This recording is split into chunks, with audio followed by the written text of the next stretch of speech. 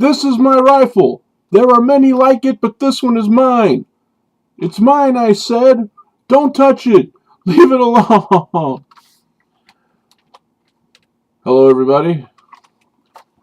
And that schmarmy little introduction brings us to Mr. Cinema Junkie's Top 5 list. Today, or shall I say this evening, since I just did one a little while ago, is Top 5 weapons in movies.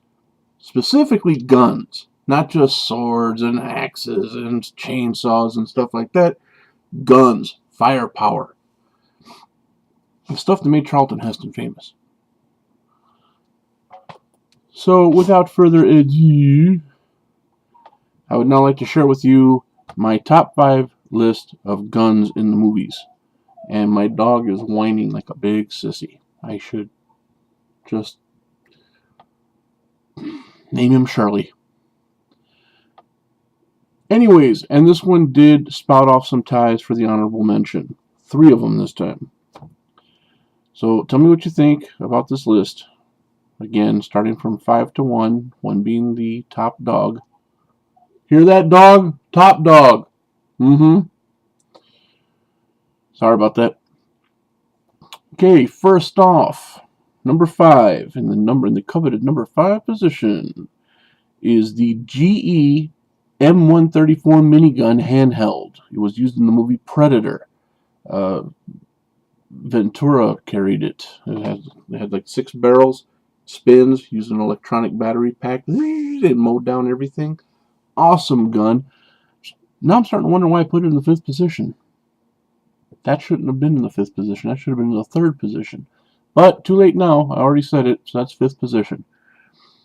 In number 4, we have the Bushmaster carbine, which was used in this movie right here, Planet Terror. See that gun strapped to this little lady's leg? See it? That is a Bushmaster carbine, and it was a very cool use of that weapon, being used as an artificial limb and a weapon to blow away zombies. Number 3, which should have been the GE minigun, but I forgot to change it, but number 3 is now the 4-barrel shotgun used in Phantasm 2. Reggie Bannister's character, Reggie, carried it. He made it out of 2 double-barrel shotguns, cut them both at an angle, like that, strapped them together, put the handle in the middle, 4 barrels. I often wondered, was it a 4-barrel, like the car that he drove, the Hemi Cuda was a 4-barrel? I don't know. Practically, I don't know if that's even a possibility to make a 4-barrel shotgun, not like the way he did it, but you have to admit it was pretty damn awesome. When you saw that sucker, it was great. And it was magic, because in part 2, he throws it down a set of stairs in the basement and walks away. In part 3, he has it again. Ta-da! It comes back. So how could you not love that? 4 barrels of 12-gauge awesomeness. Number 2 goes to the M16A1 Assault with underslung 39mm grenade launcher.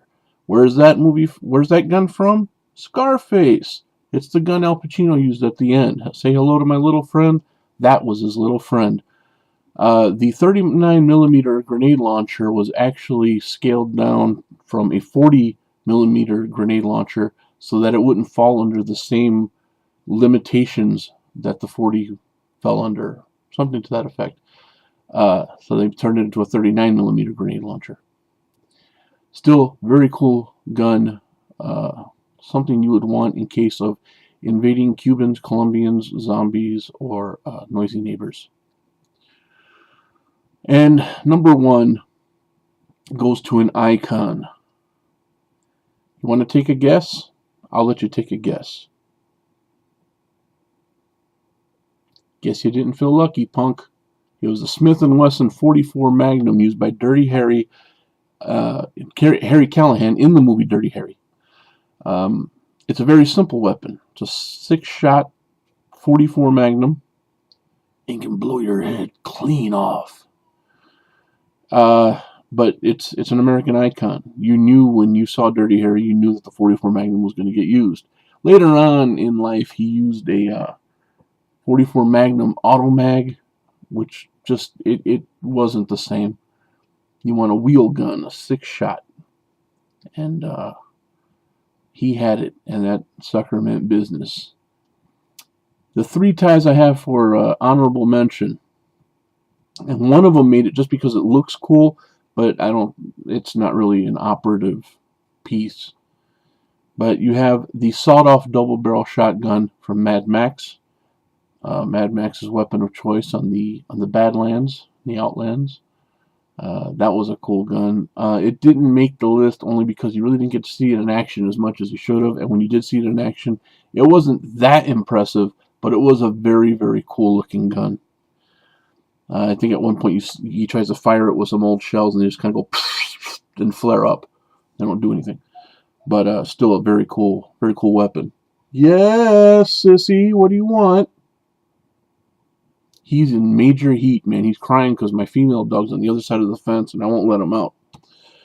Anyways, another tie for the honorable mention is the M14 Garand used in Full Metal Jacket. It's the one that Private Pyle blew his brains out with in the bathroom. We got to see him target practice with it. That was pretty impressive, but you got to admit, it did a number on the drill sergeant and a number on his brain. And the third honorable mention is the codpiece revolver used by Sex Machine, played by Tom Savini in the movie From Dusk Till Dawn. Very cool looking weapon, but I don't think it operates because the wheels are on the side of the barrel. They don't coincide with the barrel to shoot any bullets out of it. But it looked neat when it popped up and pointed right at you. You got to admit, it was a cool deal. So there are my top 5 best guns in movies. Please comment below. Tell me what you think some of the best ones were. And do you think some of the honorable mentions should have been in the list instead of just honorable mentions? Please let me know. Thanks for watching.